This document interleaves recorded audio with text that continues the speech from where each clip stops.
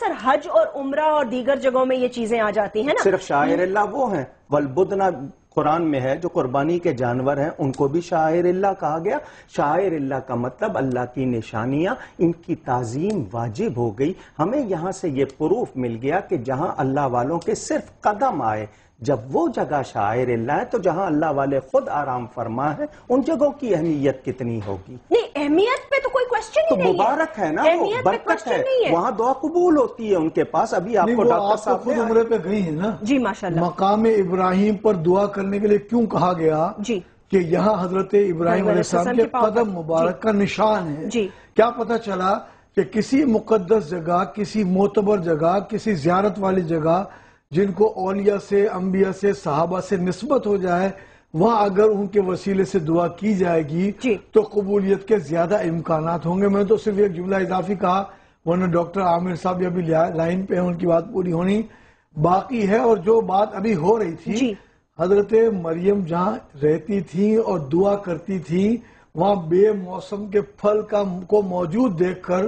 حضرت زکریا علیہ السلام نے وہاں دعا کی، اور وہاں دعا کر ایک بے موسم کی چیز مانگی۔ ان کی ایج 80-90 سال کی تھی اور انہوں نے اولاد مانگی اور اللہ تعالیٰ نے فوراً دعا قبول کی۔ یہ واقعہ کسی حدیث میں نہیں، قرآن شریف کے اندر موجود ہے۔ بالکل سر، ایک مختصر سا وقفہ لے لیتے ہیں ناظرین، ایک چھوٹا سا وقفہ لے لیں، اس کے بعد ہمیں جوائن کریں۔ لاہور میں بھی ہمارے ایک گیسٹ موجود ہیں، انہوں نے کافی گفتگو سنی، انہیں بھی شامل گفتگو کرتے ہیں رائٹ آفٹر دس بریک۔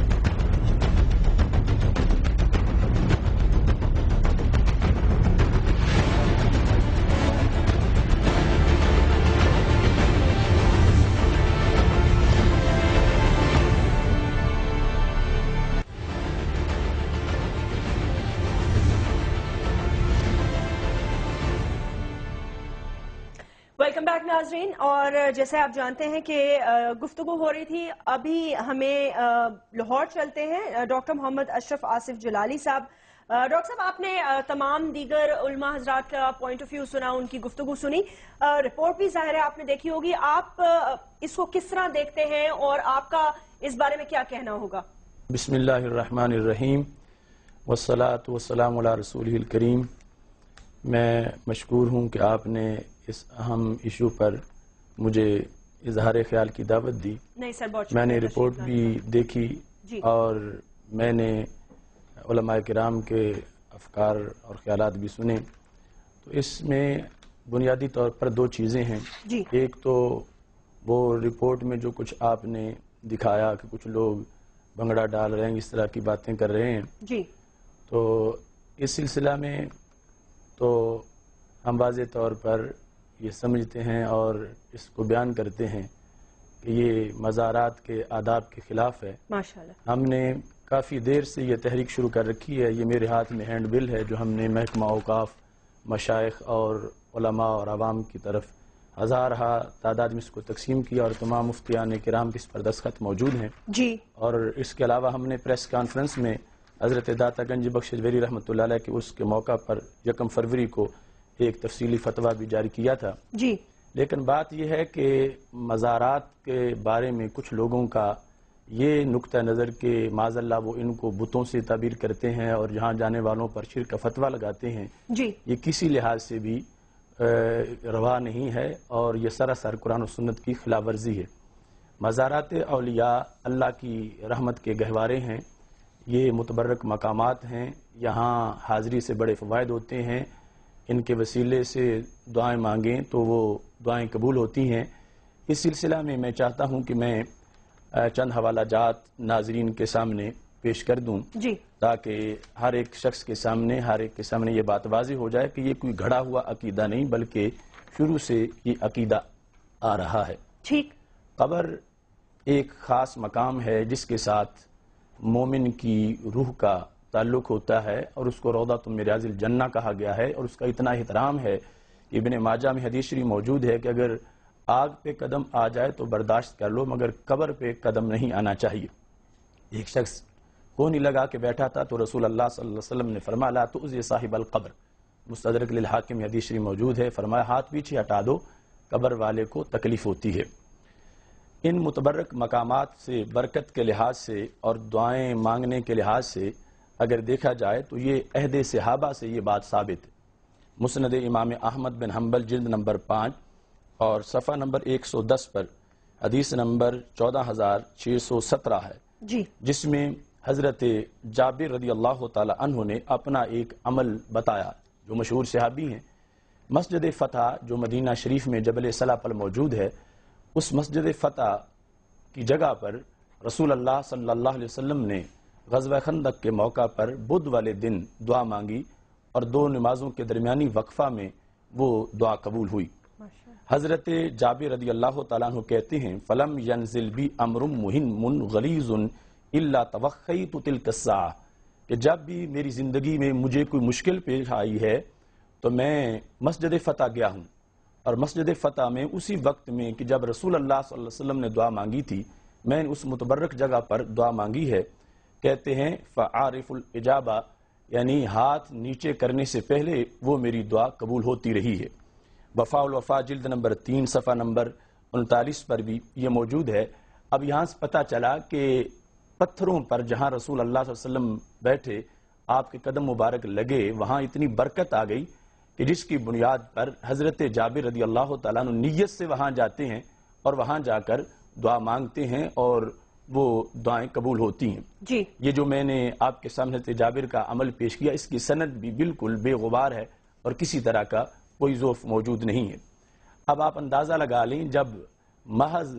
رسول اللہ صلی اللہ علیہ وسلم کے بیٹھنے کی نسبت سے اس جگہ میں اتنی برکت آ گئی، تو جہاں رب ذوالجلال کے مقبول بندے ہوتے ہیں، رسول اللہ صلی اللہ علیہ وسلم جہاں خود جلوہ گر ہیں اور اولیاء کرام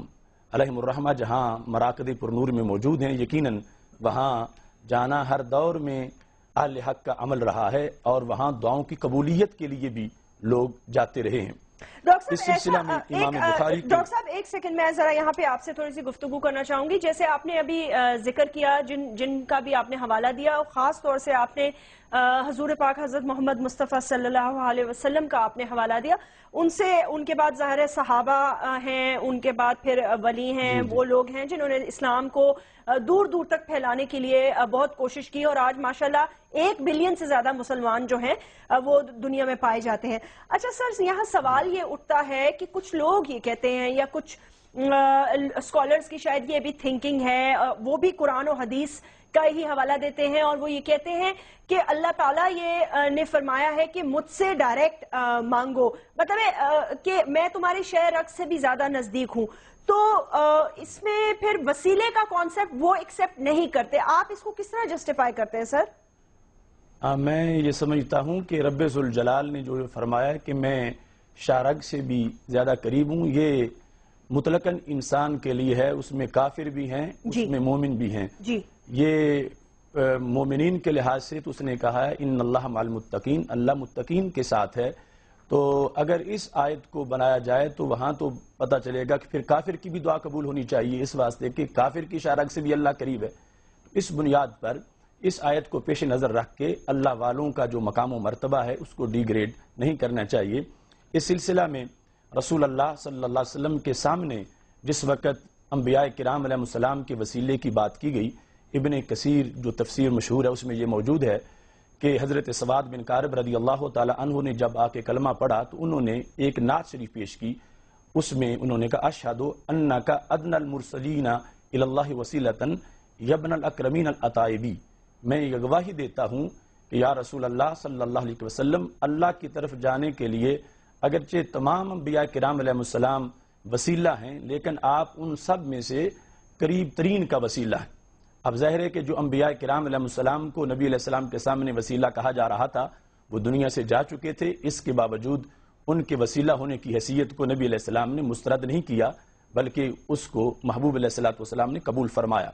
میں اسی بات کو چند حوالہ جات سے آپ کے سامنے بتانا چاہتا ہوں کہ اب حضرت جابر کو بھی پتا ہے کہ اللہ شارگ سے قریب ہے، لیکن وہ کیوں چل کے مسجد فتح میں جاتے ہیں اور وہاں جا کے دعا مانگتے ہیں اور کہتے ہیں کہ جب بھی مانگی ہے کبھی بھی ایسا نہیں ہوا کہ میری دعا مسترد ہو، ہاتھ نیچے کرنے سے پہلے دعا قبول ہوئی ہے۔ اس سلسلہ میں امام ابن حجر نے تہذیب التہذیب کے اندر یہ لکھا ہے، جس میں انہوں نے حضرت امام بخاری کے استاذ ابو بکر بن خزیمہ کا حوالہ دیا جی، کہ وہ ایک جماعت کے ہمراہ حضرت امام علی رضا بن موسیٰ کی قبر پر حاضر ہوئے۔ امام علی رضا بن موسیٰ رضی اللہ تعالیٰ عنہ کا مزار طوس میں ہے، تو وہاں پر جا کر یہ ائمہ حدیث کے استاذ ہیں ابو بکر بن خزیمہ اور پوری جماعت تھی علماء کے ساتھ، یہ کہتے فرعی تو من تعظیم ہی لتلک البکا و توادعی لہا و تضرعی اندہا ما تحیرنا، کہ وہاں جا کر امام ابو بکر بن خزیمہ نے حضرت امام علی رضا کی قبر کی اتنی تعظیم کی اور اس جگہ میں اتنی عاجزی انکساری کی کہ ہم حیران رہ گئے۔ اچھا، بہت بڑے محدث ٹھیک امام۔ ڈاکٹر صاحب میں واپس آپ کی طرف آؤں گی، یہاں پر میں چاہوں گی حاجی صاحب و مولانا صاحب آپ بھی اپنا پوائنٹ آف ویو دیں۔ ڈاکٹر محمد اشرف صاحب نے جو ریفرنسز کوٹ کیے ہیں، جیسے کہ انہوں نے کہا کہ اللہ تعالیٰ نے فرمایا ہے پروردگار نے کہ میں تمہاری شاہ رگ سے بھی قریب ہوں، جیسے میں نے کہا کہ قرآن پاک میں کہا گیا ہے، تو انہوں نے کہا اس کا مطلب کہ پھر وہ کافروں کی بھی دعا قبول ہوتی ہے۔ اس ریفرنس سے تو ظاہر ہے کہ یہ ہمارا جن کا بلیو ہے وہی اس آیت پہ بلیو کریں گے نا، جو قرآن پاک کو پڑھتے ہیں۔